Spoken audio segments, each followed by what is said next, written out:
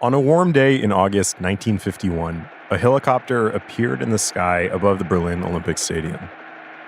75,000 people had gathered there to watch a Harlem Globetrotters basketball game. The crowd looked up. The chopper circled 3 times and landed on the field. The loudspeaker announcer called out, "Attention, attention." A black man in a white suit stepped out onto the red cinder track. "Ladies and gentlemen, the greatest runner in the world returns to Berlin." Jesse Owens was back in Germany to take a victory lap. I had many thoughts as I made the symbolic run of victory around the same red cinder track that I'd run so many years before. As I passed each section, there was a bridge to the past. The Second World War had ended only 6 years earlier, and Germany, along with the rest of the world, was still reckoning with it all.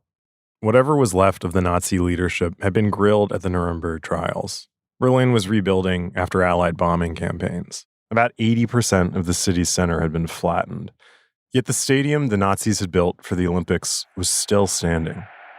And that day, at the Globetrotters game, Jesse Owens was back to take his victory lap and to give a speech. Words often fail on occasions like this, he told the German crowd. But I remember the good that happened here. I remember the fighting spirit and sportsmanship shown by German athletes on this field. And here, we reach the important part. He says, especially by Luz Long of Germany, the man I managed to beat in the broad jump. The crowd came forth with a tremendous roar, and the cheers are with me today. Owens stood for an ovation that one of the Globetrotters said lasted a full 15 minutes.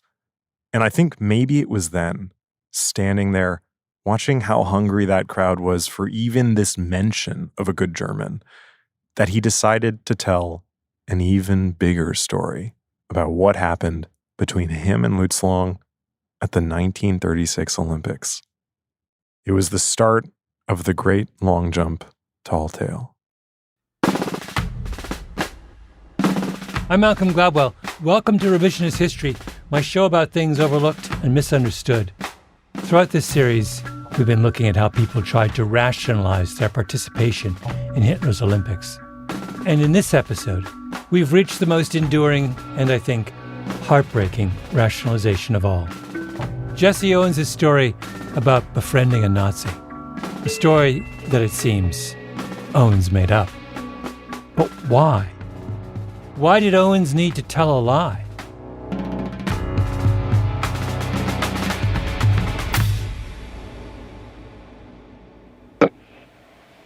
Our home was in Alabama, and my parents were sharecroppers on this particular place. In 1961, Jesse Owens sat down with an interviewer to record an oral history. She, a white woman in cat's eye glasses and pearls. Owens wore a suit. The two sat in mid-century modern armchairs so close their knees were almost touching. The curtains were drawn. The room was filled with smoke. They spoke for 6 hours, starting at the very beginning. What about the people that owned the big house where your father was a sharecropper? Was this a Negro individual, or he was a white? It was a white. The first tape is mostly about Owens' early life. Growing up one of the youngest of 10 brothers and sisters in Alabama, he was a sickly kid with a sunny disposition. His parents had him late, called him their gift child. It can be hard to know things for certain about Jesse Owens' life.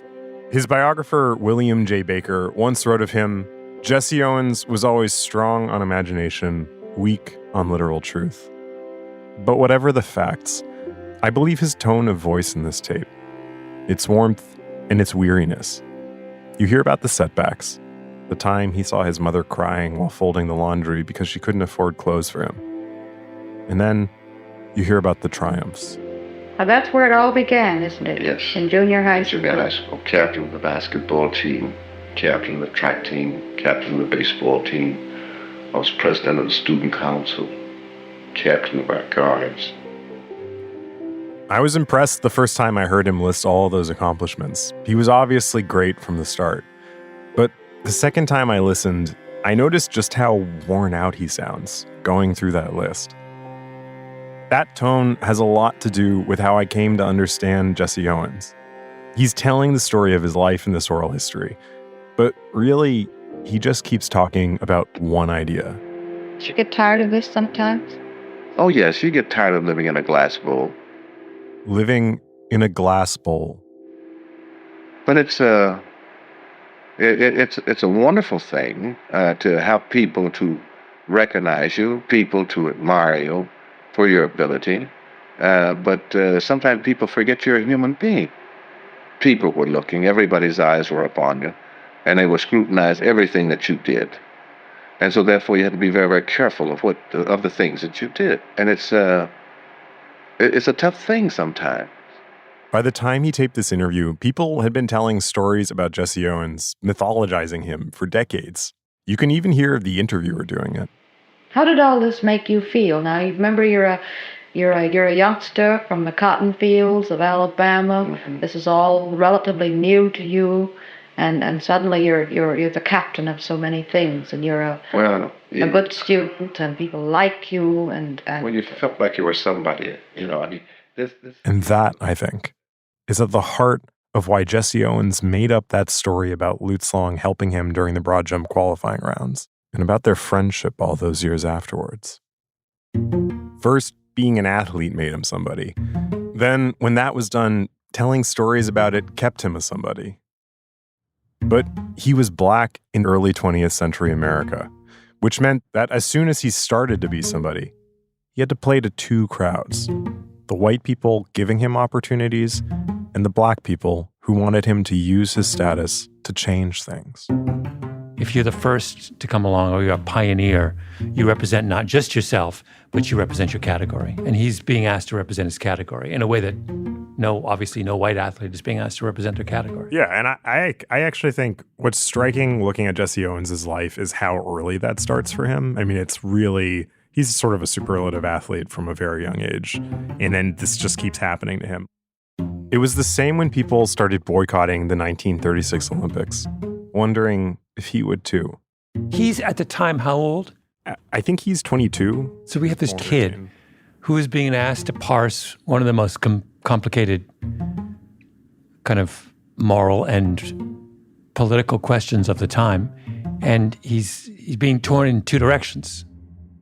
At first, Jesse Owens seemed to see the situation in Germany clearly, the violence and the discrimination, and he supported the boycott. He knew what it was like living in the United States under Jim Crow and segregation. He said in a radio interview that, quote, "If there is discrimination against minorities in Germany, then we must withdraw from the Olympics." To which his white coach, Larry Snyder, responded, basically, suit yourself, but if you skip the Olympics, you're going to be, and this is his exact phrase, a forgotten man. The opposite of a somebody. In the end, 18 black athletes went to Berlin with the U.S. Olympic team that year.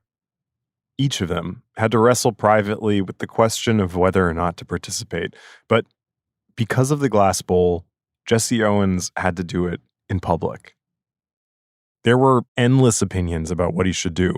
Even the secretary of the NAACP, Walter White, had an opinion, best represented in a letter to Owens that he drafted but never sent, which now sits in the archives. I fully realize how great a sacrifice it will be for you to give up the trip to Europe and to forego the acclaim which your athletic prowess will unquestionably bring you. On the other hand, it is my firm conviction that the issue of participation in the 1936 Olympics, if held in Germany under the present regime, transcends all other issues. Participation by American athletes, and especially by those of our own race, which has suffered more than any other from American race hatred, would, I firmly believe, do irreparable harm. The very preeminence of American Negro athletes gives them an unparalleled opportunity to strike a blow at racial bigotry and to make other minority groups conscious of the sameness of their problem with ours. If the Hitlers and Mussolinis of the world are successful, it is inevitable that dictatorships based upon prejudice will spread throughout the world. White never sent that letter, but it captured how a lot of people understood the stakes of the choice that Jesse Owens had to make. Deny his Olympic dreams for the good of Black America, or go to the Games at their expense. But you could have given up at this point. You didn't have to go on with it if the recognition and the status hadn't been as important to you as it was. You could have said, I'm through with this nonsense. I'm going to finish my education and go on and become a lawyer or something else. Well, this you could have done. But yet and still you feel that here you are, where people have made it possible for you to start. Why at this point you're not any greater than the people will make you. You can do a number of things, but if the people are not with you, then who knows about it? Leave the glass bowl, become a forgotten man. So Jesse Owens went to the Olympics with everyone watching, and he made a miracle happen. He's the yardage who out in front. Metcalf is coming second up on him. The world's most superb runner makes the others look as if they're walking. He won gold medals in each of his events, the 100 and 200 meter dashes, the 100 meter relay, and that legendary broad jump. And for a lot of people, all those medals seemed to validate his choice to go. He'd proven Hitler wrong with every step. So much for Aryan supremacy. That's where the story of Jesse Owens usually ends. But there's so much more to it. After the track and field events in 1936, the athletes toured Europe for a series of track meets. Avery Brundage, newly a member of the International Olympic Committee, had organized it with the Amateur Athletic Union. The organizations would pocket their cut of the ticket sales. But the athletes couldn't make money from the meets, remember? The games were for amateurs, no money for sport. Jesse Owens once said, "All we athletes get out of this Olympic business is a view out of a train or airplane window. It gets tiresome. It really does." Staring out those windows, I think he had started to contemplate his future. And I don't think he liked what he saw. They were expected to keep training, compete for a few more years until their bodies started to fall apart. Maybe there'd be another Olympic Games, but then what? Owens didn't come from a rich family. He'd barely had the time to get an education with all his training. What kind of job could he do once his athletic career was over? After the Berlin Games, he was really famous. Offers had started to come in. $25,000 for 2 weeks with an orchestra in California. $40,000 for 10 weeks of shows with the entertainer Eddie Cantor. Now that's serious money. In 1936, that was a fortune. He began to think about leaving the tour and going home. He could be rich. But going professional would be violating Olympic rules, and missing the rest of the tour would too. He could never compete at the Olympics again. Those were the rules. Rules enforced by Avery Brundage, who took amateurism extremely seriously. After the Berlin Games, a reporter asked him about rumors that Owens was going to quit the post-Olympics tour. Have I to understand, Mr. Brundage, that you have received information that Owens will not go to the start at Stockholm? He will not appear. I hope that Owens will keep his engagement. He's been one of the finest boys we've had, and we hope that there will be nothing to mar this record. These were crocodile tears. By the time he gave that interview, Avery Brundage already knew that Jesse Owens had a ticket for a steamer back to the United States, leaving before the end of that tour. Well, let us hope that all these are just rumors. Jesse Owens was banned for life from amateur sport. The 1936 Games would be the last act and the pinnacle of his athletic career. He went to the press with a rare complaint. "I came over to Europe with only $10 in my pocket. To make matters worse, I've lost 6 pounds being pushed around and circused all over Europe. They sent me to Prague from Cologne without a cent, and I had to run a race in Prague without having had an ounce of food for 10 hours. I am turning professional because I'm busted, and know the difficulties encountered by any member of my race in getting financial security. I want to get some money while I'm in the spotlight." He tried to make the most of it. He became an entertainer, even tried tap dancing. And along the way, he was working to keep up with sports too. But it was like everything had gone a little sour. He was supposed to race against another amateur in Cuba, a sprinter, until Avery Brundage caught wind and said he'd ban that sprinter from American amateur sport if he went through with the race. So they replaced the guy with a horse. Cuba. Jesse Owens, the ebony streak of Olympic Games, celebrates turning professional by racing against a horse. Jesse had a start of 40 yards in 100 and he won by inches. So what? So when Jesse Owens went professional, that essentially was the choice he made. To spend the rest of his life reliving those 2 weeks in August 1936. He was trapped, as if he'd jumped into that broad jump pit and sunk to his knees in quicksand. Which is not to say that it wasn't also a good life. He had 3 daughters. He was involved in presidential campaigning. He ran a fitness program during the war for the U.S. Office of Civilian Defense. He led a big life. But in order to do all the other stuff, he had to keep the dream of those 2 weeks alive. You can even hear this in that oral history. When they start on that third tape, Jesse Owens is in the middle of talking about his actual life now in the 1960s. He's complaining about some business deal that went south. Deal for me, and I got this thing over to the bank, and I made a mistake by not having 2 sources, you know. So again, this was a guy with a life. But the interviewer is like, yeah, sure. What about the Olympics, though? What else is new?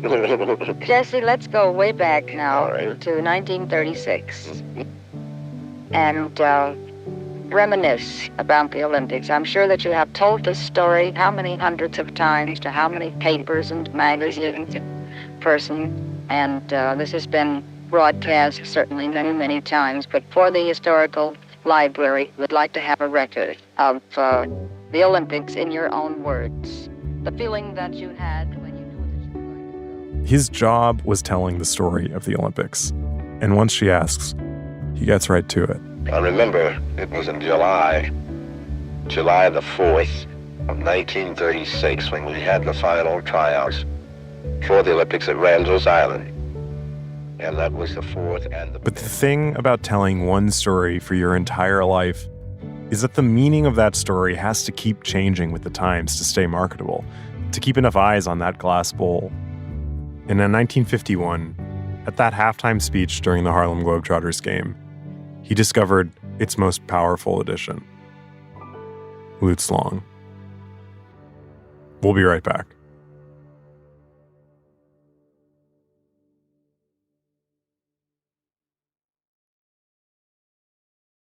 I guess first, can you tell me about that Globetrotters game in the Berlin Stadium in 1951? Sure. I'm talking to Damian L. Thomas, curator of sports at the Smithsonian National Museum of African American History and Culture. He's the author of the book Globetrotting: African American Athletes and Cold War Politics. The Harlem Globetrotters were just starting to travel internationally, and they had played a game in Frankfurt a couple of days before. And one American official had asked them to play this game in West Berlin because at the time, the Soviets were doing a lot of festivals, a lot of exchanges, and they wanted to ensure that the U.S. and the West was able to tell their own story. In the Cold War, the U.S. and the USSR were fighting for the hearts and minds of the rest of the world, which led them, bizarrely, straight to the Harlem Globetrotters. The Harlem Globetrotters, basketball wizards extraordinary. Their patented blend of brilliant play and zany capers has made them the most popular team in the history of the sport. Before the NBA was a big deal, before black people played even college basketball in any great numbers, the Harlem Globetrotters were a kind of traveling basketball circus. True to the name, they were all over the place. It was a major operation, run by one of the most infamous and ruthless sports promoters of all time, a white guy named Abe Saperstein. How many miles to go, Abe? 12. Come on, let's push again, fellas. You've probably seen footage of them playing. A lot of fake passes, improbable shots, and goofing around. Except, they're totally incredible at basketball. Even in slow motion, their magical hands fool you. I was talking to Damian Thomas, though, because underneath the goofiness, there was something more sinister going on. The Harlem Globetrotters were also so deeply tied to minstrelsy, which was the dominant form of entertainment in America from the 1880s through the early 1950s. The players, almost all Black Americans, were often referred to as clowns. Meet the most colorful comedy act in present-day sport. Purists say they make a mockery of the game. They clown, they juggle, they fool. But where some people might see a kind of basketball circus, the State Department saw the perfect propaganda weapon. People often didn't think of sports as having ideological content. And so, whereas other forms of American culture would be resisted, sometimes Coca-Cola, sometimes blue jeans, rock and roll, and American movies were shunned. People often welcomed basketball because they didn't think of it as having a propagandistic function, but it did. And it's one of the things that made it very important is that people didn't see it as containing hidden messages. A lot of Soviet propaganda during the Cold War called out the lie of American equality. The U.S. might talk about all people being equal, but the country was segregated, and really only white people had a shot at a decent quality of life. It was true, and a particularly useful message for the USSR trying to get African and Asian countries to ally with them instead of the U.S. So the United States responded with a big hidden message about the Globetrotters. A message with two parts. First part, hey, look, we have wealthy Black people in this country. And the second, much more sinister part. Look at these clowns. Don't you see why we're segregating them? Number 50 is Goose Tatum, a clown with the longest arms in the sport. With his 7-foot overall reach, he rakes in $7,000 a year from a team which grossed $1 million last season. You would see these situations where maybe Goose Tatum, who was the lead clown, would lay on the floor and read the newspaper while the game was going on the other end of the floor, designed to stress that African Americans were lazy and then were unresponsive or weren't mentally engaged in the game. And so you saw all of these various ways where these stereotypes played out in some of the comedic routines of the Globetrotters.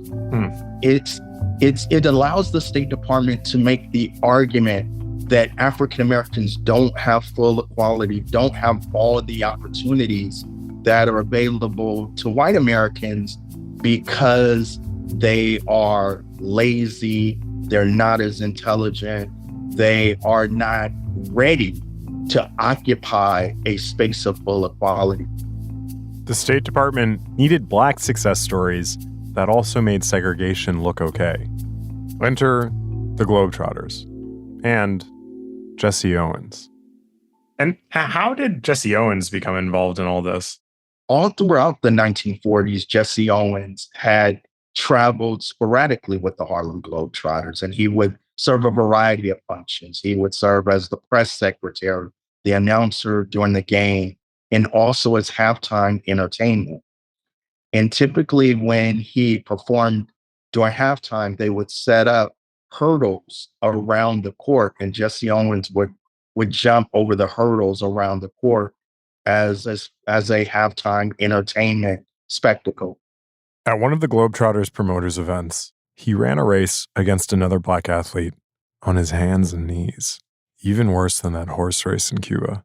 He writes about that, and he writes about how he felt humiliated and felt as if he was being treated less than.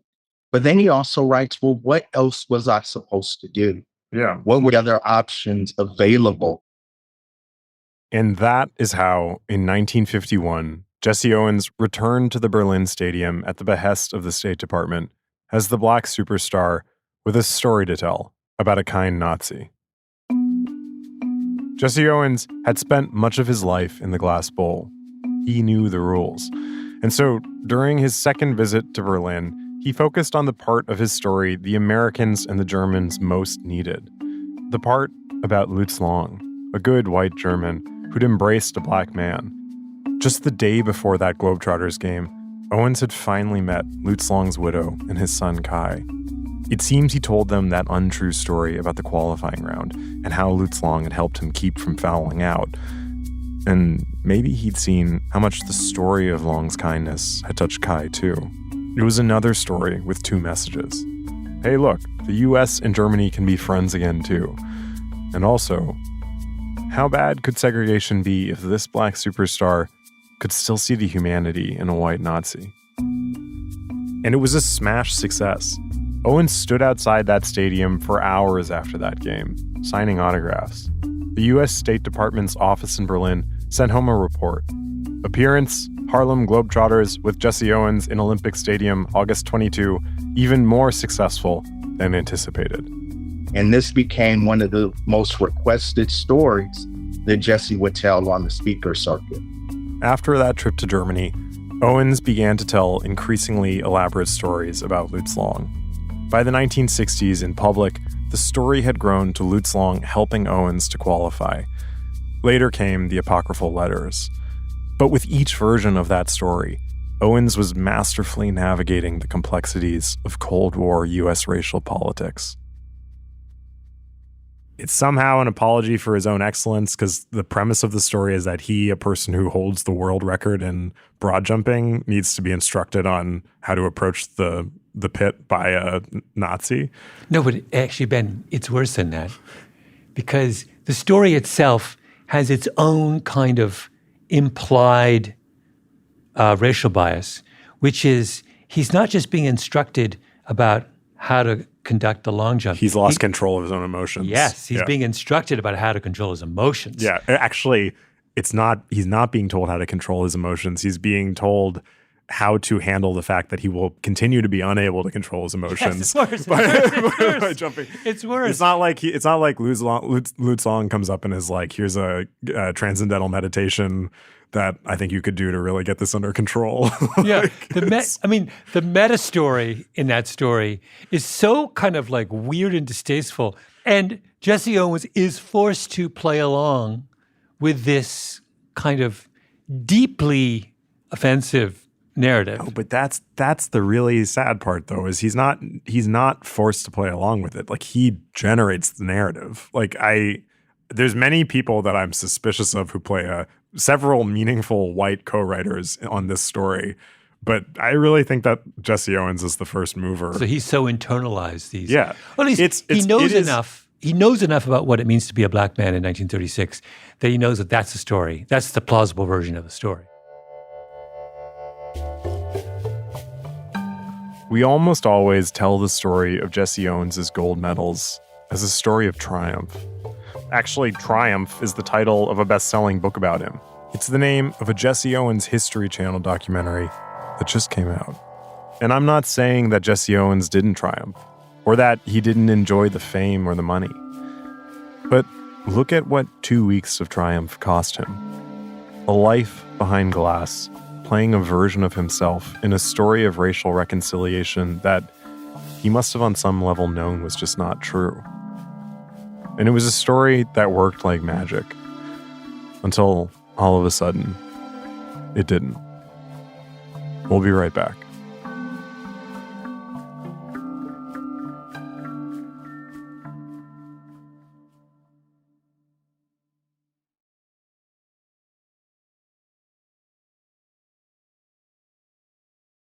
Jesse Owens had been telling one version or another of the Luz Long story for nearly 20 years when it finally went mainstream in 1968. That was the year Jesse Owens Returns to Berlin came out, the film by the legendary Olympic documentarian Bud Greenspan. It builds up to that Globetrotters trip in 1951, the jog around the track, the standing ovation. But the heart of the piece is Luz Long's son, Kai. I've very often seen pictures from you and the photographs of my father. Please tell me about this competition here in the stadium, because I have my father only seen for 3 times. I was born 1941 and my father died in 1943. Remember, Kai was still a kid when his dad died. He didn't know his father. And in the film, Jesse Owens tells him a story about how his dad helped Owens qualify for the broad jump. Kai, you probably don't know it, but your father was greatly responsible for my winning the broad jump in 1936. It all happened on the other side of the field here, where we had the preliminaries for the running broad jump. And on the first two jumps, I fouled on one and didn't go far enough on the other. And your father came to my assistance, and he helped me measure a foot back of the takeoff board, and he held the tape until I measured a foot back as far as my takeoff was concerned. And then I came down and I hit between these two marks, and therefore I qualified, and that led to the victory in the running broad jump. He seemed to say, sure, your dad would go on to fight with the Nazis, but he was a good man. Kai asked Owens if he'd like to recreate the famous photograph of his father. They laid down in the grass together. The film was a huge, huge hit. The first time Jesse Owens really got his Olympic glory back. The 1936 games were before people had televisions in their homes, so Americans hadn't really seen the footage of the games before that movie, hadn't seen just how incredible Jesse Owens' Olympic achievement was. I haven't watched a lot of track and field, but it still takes my breath away. The long jump especially. It just looks like he's running on air. And as he leaps, he raises his hand above his head, and he just soars. It was a new Olympic record, 26 feet 5 1/3 inches. The first one to greet me was Luz Long, an athlete of special courage. He put his arms around me, and we walked down the broad jump runway directly in front of Chancellor Hitler's box. The Bud Greenspan documentary meant that Jesse Owens finally had it all again. His fame, his financial security, and his Olympic glory back. And all that had come just in time for another Olympic Games, Mexico City, 1968. By that point, Avery Brundage had become the first American president of the International Olympic Committee ever. And decades after suspending Jesse Owens, Olympic leaders had seen the power of the Owens story and welcomed him back to the Olympic movement as a kind of figurehead. In Mexico, Jesse Owens was a guest of the government, an adjunct of the U.S. Olympic Committee, and a radio commentator. But once again, the games were about something more than sports that year. It was the summer of 1968, the height of the civil rights movement. And like in 1936, there was talk of Black American athletes protesting the games, specifically the track athletes Tommy Smith and John Carlos. Everyone was on eggshells. One day during the games, Jesse Owens was walking through the Olympic Village when he ran into Carlos. I know this because Owens' radio co-host Les Kiter was with him, and later he wrote about it in his memoirs. Carlos apparently confided in Owens that he was planning some kind of protest the next day. Owens got anxious and told him not to do anything public. And then, apparently, Carlos got frustrated. And in the middle of the Olympic Village, he pointed a finger at Jesse Owens and yelled, "You goddamn Uncle Tom." Owens was stunned. The next day, John Carlos won bronze in the 200-meter sprint, and Tommy Smith won the gold. Owens was in the radio booth high above the field watching. According to that radio co-host Les Kiter, Owens said, "Boy, I hope nothing happens when they play the national anthem. They might refuse to accept the awards." Instead, something much more dramatic happened. They accepted their medals, but then they took the podium shoeless and raised gloved fists in a Black Power salute. The image was broadcast across the world. Yesterday, they came in first and third in the 200-meter dash, and then stood on the victory platform with bowed heads, wearing black socks and gloves in a racial protest. Kiter said that when Jesse Owens learned what Smith and Carlos had done, he sat there and repeated 3 words to himself. "Oh my God." They were also breaking a very important unwritten rule in America, which is you don't criticize the United States in foreign land.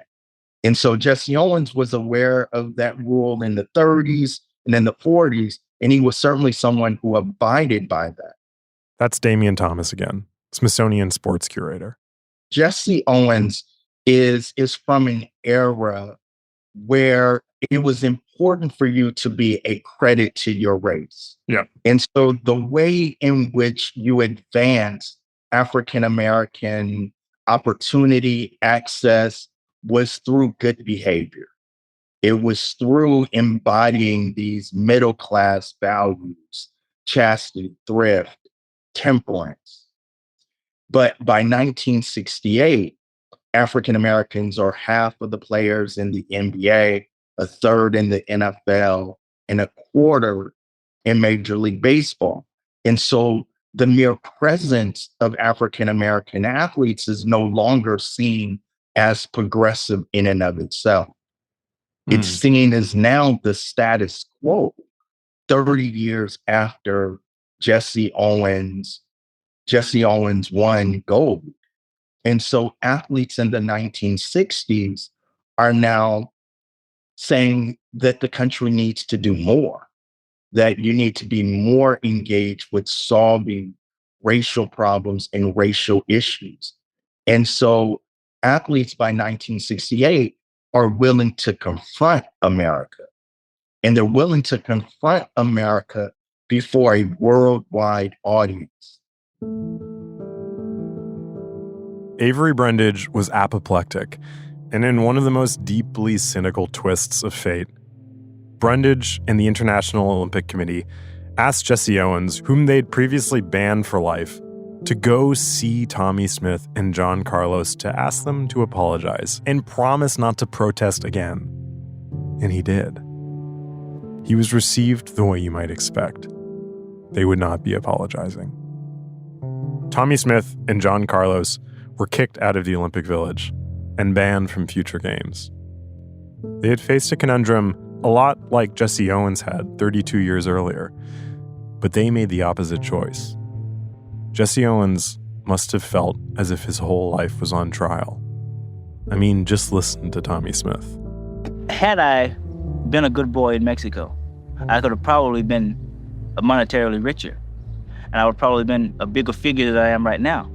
But yet and still, I would have to fight myself from the inside. The day after their protest, on air, Owens' radio co-host asked him to compare the Black Power salute with being snubbed by Adolf Hitler in 1936. Another story about something that had never happened. Owens was taken aback. He just spent the whole night trying to get the athletes to apologize. He paused for a second and said, "The two are not similar, but I guess I was the only one involved in both." And then he talked about the night before, and he began to weep. It all hit Owens extremely hard. So hard that he wrote a book-length response to the Black Power movement. He titled it Blackthink, one of a series of books he wrote at the end of his life with a white co-author. And here we find ourselves again at Luz Long. That book came out just 2 years after the Mexico City Games, but it's almost written like he's still there. There's a kind of urgency to it. It's like what he wishes he'd said in that conversation with John Carlos and Tommie Smith. And what did he wish he'd told them? A story about a good German. Luz Long. About how his friendship across racial lines was even bigger and even more improbable than anyone ever could have imagined. At Blackthink's climactic moment, Jesse Owens wrote, "Don't pass up your Olympics and your Luz Long. Don't let the Black thinkers sell you out." The significance of that brief interaction just kept growing in Jesse Owens' life story until 2 years before he died. In 1978, with that co-author, Jesse Owens published a book called Jesse, a spiritual autobiography. This is the one with the letter Luz Long supposedly sent right before he died in the deserts of North Africa, a place in truth he never fought. It's kind of a beautiful letter, though. Even knowing it's not true, I still get choked up when I read it. But it's the dedication on spiritual autobiography that really gets me. Owens dedicates the book to 2 unmatchable teammates. My wife of almost 50 years, Ruth, and the Nazi who fought Hitler with me, Luz Long.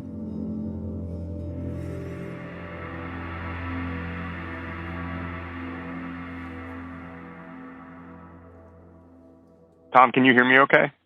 I can, yes. Okay, fantastic. I had one last question. How did Jesse Owens feel about making this story up? Did he ever talk about it with anyone? So I called Tom Ecker.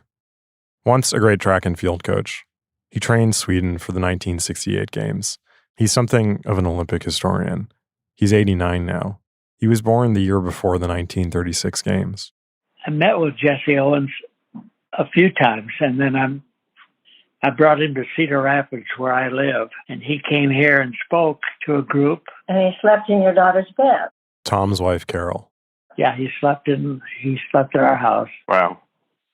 So you guys actually had a good relationship. Yeah, we got along really well. He told a lot of the same stories that I love to hear. One of those stories, of course, was the Luz Long broad jump. Tom had heard the story before, but it didn't quite add up. He'd never seen any official account of an interaction between Owens and Long during that qualifying round.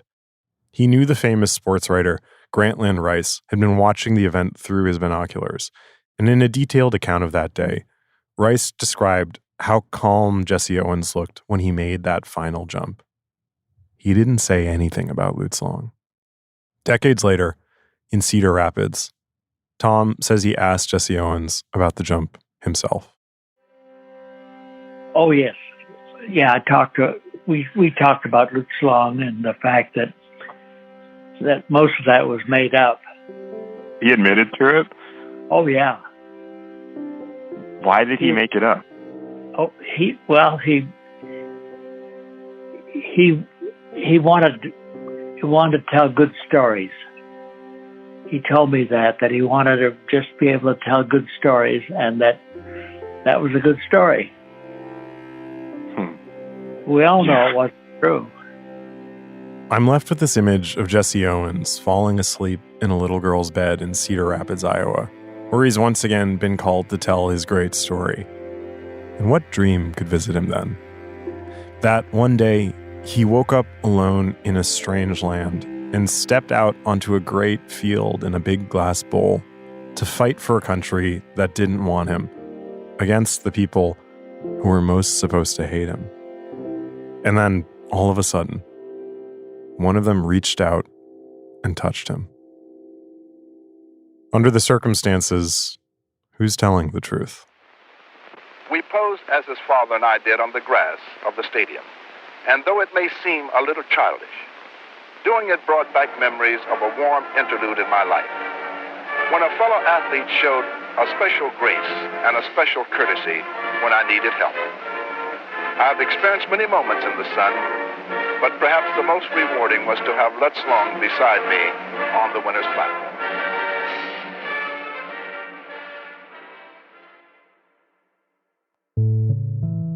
Revisionist History is produced by me, Ben Nadif-Hafrey, Tali Emlin, and Nina Bird Lawrence. Our editor is Sarah Nix. Fact-checking on this episode by J.L. Goldfein. Original scoring by Luis Guerra. Mastering by Jake Gorski. Engineering by Nina Bird Lawrence. Our executive producer is Jacob Smith. Special thanks to Karen Shakurji, Wendy Martin, J.D. Landis, and Lee Hafrey for translation help. I'm Ben Nadif-Hafrey.